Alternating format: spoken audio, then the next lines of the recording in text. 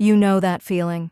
You've been sitting for a while, maybe reading the paper or watching television. You decide it's time to get up. But when you signal your legs to move, there is a hesitation, a heaviness. It feels like you are wearing lead boots. You look down at your feet, even in the middle of summer, and they are wrapped in thick wool socks because that bone-deep chill just won't go away. You look at a flight of stairs, and you don't see a simple path to the bedroom.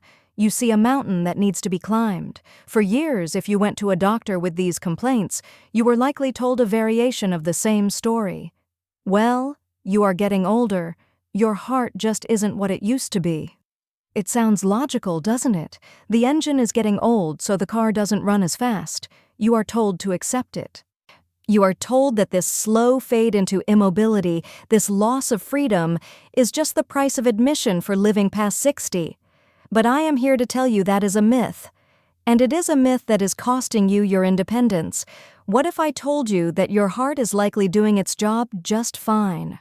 What if I told you that the problem isn't the pump, but the pipes? And more importantly, the fluid flowing inside those pipes. The truth about aging legs, cold feet, and that heavy, dragging sensation has very little to do with heart failure and everything to do with biochemistry. It is about viscosity. It is about inflammation. It is about the microscopic environment inside your arteries. Today, we are going to change the way you think about your body. We are going to stop blaming the heart, and we are going to look at the 3 silent enemies that are actually conspiring against your mobility. And the best part? The solution doesn't require a new prescription. It doesn't require surgery. The most powerful tools to restore the flow of life to your legs are already waiting for you. They aren't in a pharmacy, they are in your kitchen. Let's get technical for a moment, but I promise to keep it simple.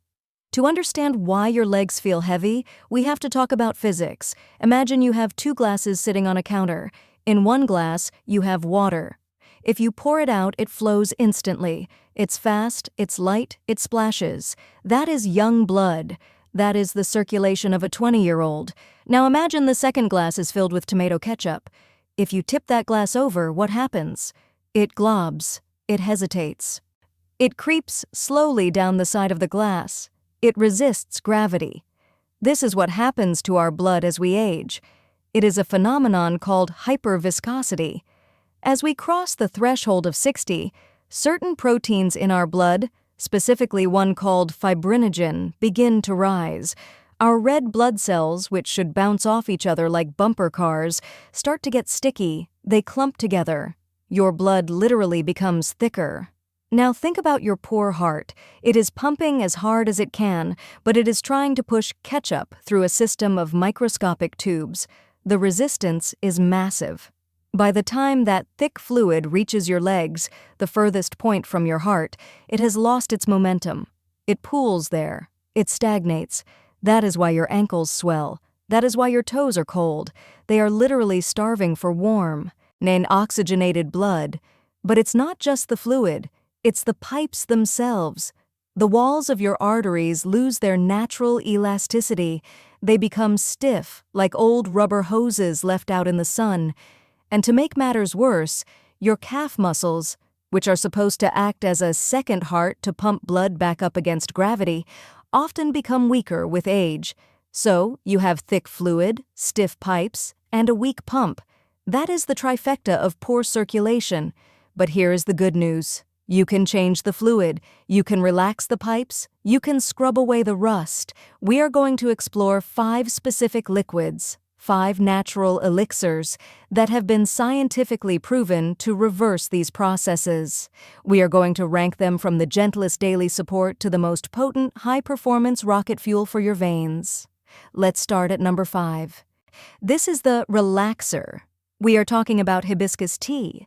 Now, you might think of hibiscus as just a tart red drink you have on vacation, but in the world of vascular health, the Hibiscus sabdariffa flower is a heavy hitter. When you steep these dried flowers, the water turns a deep, vibrant ruby red. That color comes from compounds called anthocyanins. But the real secret weapon here is something called hibiscus acid. When you drink this, the hibiscus acid enters your bloodstream and performs a very specific trick. It mimics the action of a class of drugs called ACE inhibitors, which are commonly used to treat high blood pressure. Essentially, this acid speaks to the muscles wrapped around your arteries and tells them to calm down. It tells the vessel walls to stop squeezing so tight. Imagine a tight fist slowly opening into a relaxed palm. That is what hibiscus does to your arteries. It induces mild vasodilation, which is just a fancy word for widening the blood vessels. To get this benefit, you can't just wave a tea bag over a cup of hot water. You need a medicinal dose. I recommend taking 2 tablespoons of dried hibiscus flowers. Pour hot water over them and, this is crucial, let it steep for at least 15 minutes. You want the water to be dark, tart, and intense. The taste is similar to cranberry or pomegranate, very sour. If you need to sweeten it, use a tiny bit of raw honey, but try to appreciate the tartness. That sourness is the taste of the acid doing its work. Drink this about an hour before you plan to be active. It gently preps the highway, relaxing the vessels so that blood can begin to move more freely, moving up the ladder to number 4. If hibiscus is the relaxer, then ginger is the scrubber. Ginger is fascinating because it targets the texture of your blood itself. Remember the ketchup analogy? Ginger is the solvent that helps turn that ketchup back into water. The active compounds in ginger are called gingerols and shogaols. These are the components that give ginger its spicy, fiery kick. And that heat is bioactive. When you consume fresh ginger, it helps to lower your blood viscosity. It prevents those red blood cells from clumping together too aggressively. It keeps the flow smooth.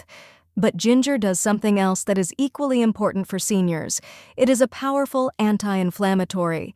As we age, the inner lining of our blood vessels can become inflamed. Think of it like rust inside a pipe. This inflammation makes the vessels stiff and narrow.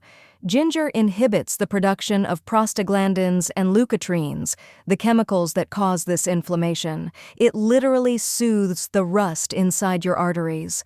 Now, please listen carefully to the preparation because this is where most people get it wrong. Do not use ginger powder if you can avoid it. The powder is dead. The essential oils have largely evaporated. You want the live root. Go to the market and buy a fresh, gnarly root of ginger. Cut off about a 2-inch piece. Slice it thin or smash it, put it in a pot of water and simmer it. Don't just pour hot water over it, simmer it on the stove for 10 to 15 minutes. You want to cook the medicinal oils out of the fiber and into the water. And here is a pro tip. Squeeze half a lemon into your cup before you drink it. The vitamin C and citric acid in the lemon help your body absorb the ginger compounds much more effectively. Drink this in the morning and again in the evening. It creates a constant anti-inflammatory environment in your blood, keeping you warm from the inside out. Number 3 is the guardian. We are talking about green tea. You have probably heard that green tea is healthy, but do you know why it helps your legs? It comes down to a specific molecule with a complicated name, epigallocatechin gallate, or EGCG for short. To understand why EGCG is so important, we need to look at the lining of your blood vessels. This lining is called the endothelium. Think of the endothelium as a delicate tiled floor that lines every single artery and vein in your body. This floor is a factory. Its job is to produce a gas called nitric oxide. Nitric oxide is the magic signal that keeps your vessels open and flowing. However, as we age, oxidative stress, free radicals, attack this tiled floor. They smash the tiles. The factory shuts down. Nitric oxide production drops. This is a major reason why circulation fails in seniors. Green tea acts as a shield. The EGCG molecules form a protective barrier over your endothelium. They prevent the free radicals from destroying your nitric oxide factory. Not only does green tea boost the production of this vital gas, but it also protects it from being broken down. But again, preparation is everything. This is where you might be ruining your tea without knowing it. Never, ever pour boiling water onto green tea leaves. Boiling water burns the leaves and destroys the EGCG. You are killing the medicine before you even drink it. You want the water to be hot, but steaming, around 170 degrees Fahrenheit. If you don't have a thermometer, just boil the water and let it sit for 5 minutes before pouring. And just like with the ginger, add a squeeze of lemon.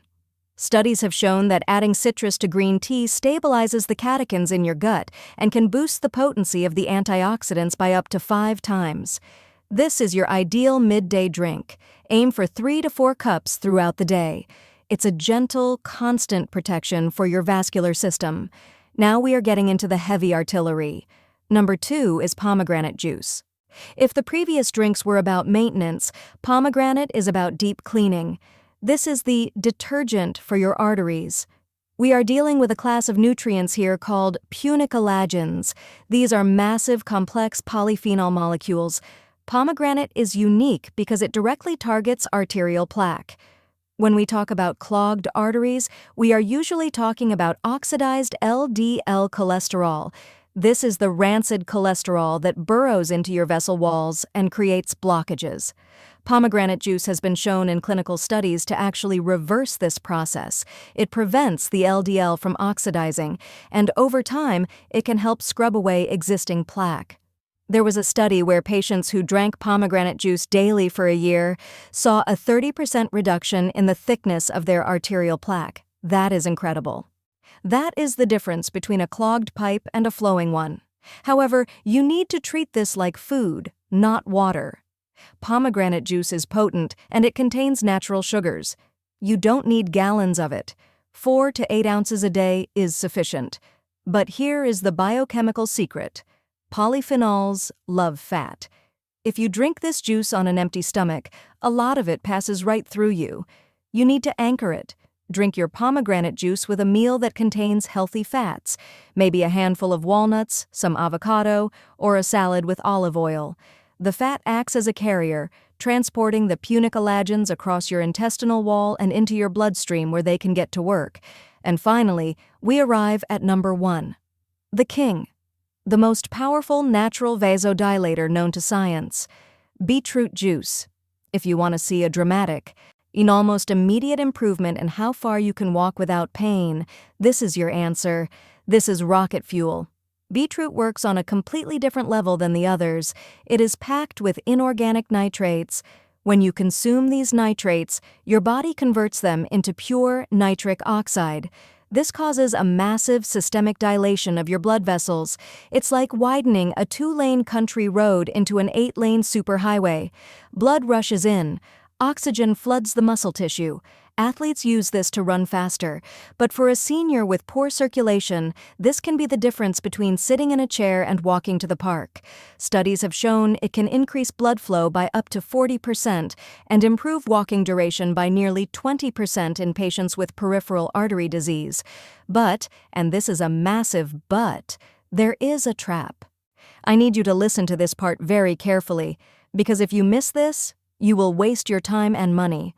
The conversion of nitrates from the beet into the medicine your body needs doesn't happen in your stomach. It happens in your mouth.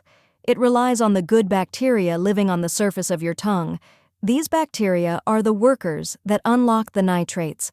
If you use an antibacterial mouthwash, the strong, stinging blue or green stuff, you kill those bacteria. You wipe out the workforce. If you rinse with mouthwash and then drink beet juice, nothing happens. You just drink purple juice. The nitrates remain locked. So, if you are going to use beetroot therapy, you must ditch the harsh mouthwash. Let your oral microbiome thrive. As for the juice itself, raw is best. You can use a juicer to extract the liquid from the root, the stems, and the leaves. It's all good. It tastes earthy, like soil. That's the taste of the minerals. If you can't stand it, mix it with an apple or a carrot to mask the flavor. Drink 1 cup about 2 to 3 hours before you plan to take your walk or do your exercises. That is how long it takes for the chemical reaction to peak in your blood. So, how do we put this all together?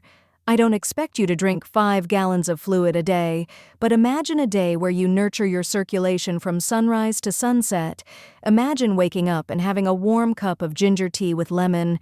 You are clearing out the stiffness of the night, thinning the blood, warming the extremities. Mid-morning, you sit down with a pot of green tea. You are shielding your endothelium and protecting those delicate cell walls from the stress of the day. At lunch, you have a small glass of pomegranate juice along with your meal. You are scrubbing the arteries, fighting the plaque.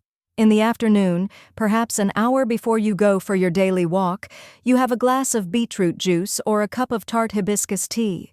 You are opening the floodgates, ensuring your muscles have the fuel they need to move. It's not about magic. It's about synergy. Each of these drinks works on a different mechanism: thinning, relaxing, protecting, cleaning, and expanding. Aging is inevitable. We all know that. But suffering through it? That is optional. The heavy legs, the cold feet, the fear of losing your balance, these are not things you have to accept as your new normal. You have the power to change your internal environment.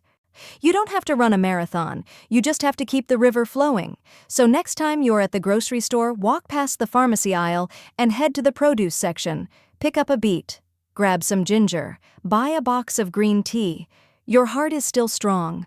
Let's help it out. Let's clean the pipes. Let's get the blood moving again, because movement is life. And it's time to reclaim yours, one cup at a time.